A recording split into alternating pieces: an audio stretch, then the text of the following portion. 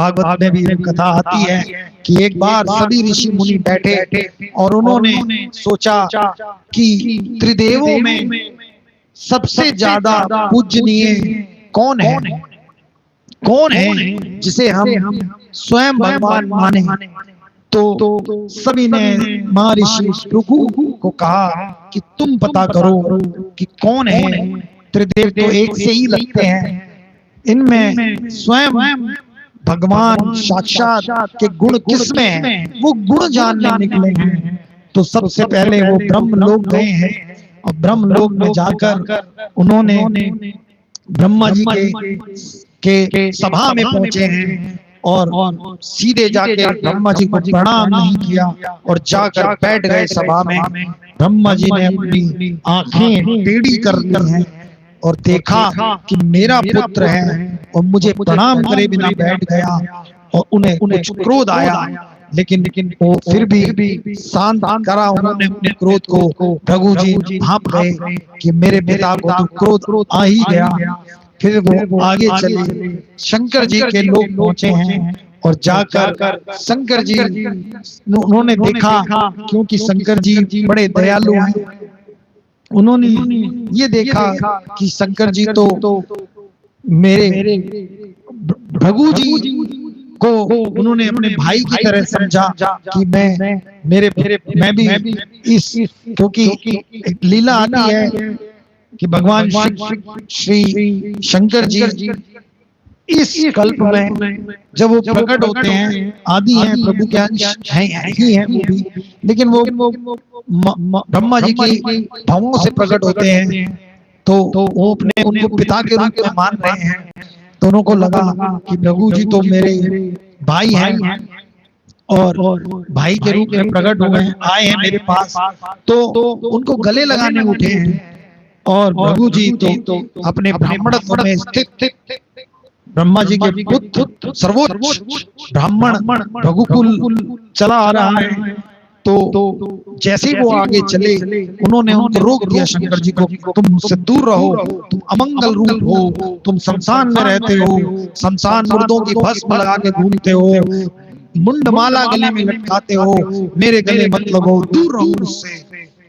अब क्रोध आ गया शंकर जी को। शंकर जी ने त्रिशूल उठाया कि इसे आज मैं मार दूंगा। क्या कर रहे हो, ये तो महर्षि ब्रह्म है, ब्रह्म हत्या लग जाएगी, आप तो परम दयालु हैं, क्या कर रहे हो। तो शंकर जी का क्रोध शांत हुआ, लेकिन प्रभु जी फिर वहां से चल पड़े।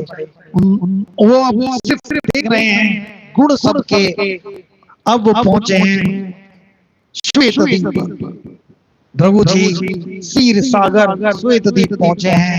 भगवान श्री हरि वहां विद्यमान है, शेष सैया पर मां लक्ष्मी उनके चरणों की सेवा कर रही है, शरण दबा रही है। प्रभु लेटे हैं, शांत आराम, एकदम शांत स्वरूप लेटे हैं शेषनाग के ऊपर।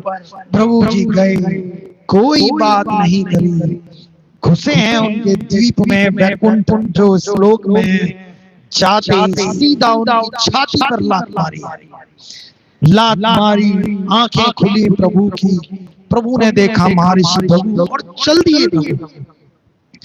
प्रभु उठे, भागे, चरण पकड़े हैं प्रभु जी महाराज के और कहा कि हे ऋषि, हे महर्षि, तुम कहाँ चले, मुझ कठोर की छाती पर अपने ये कोमल चरण मारकर, इनमें कष्ट हुआ होगा, कुछ समय आराम करो, मुझे मौका दो कि मैं इसमें सेवा करूं तुम्हारे चरणों की, जिससे कि तुम्हारा कष्ट दूर हो।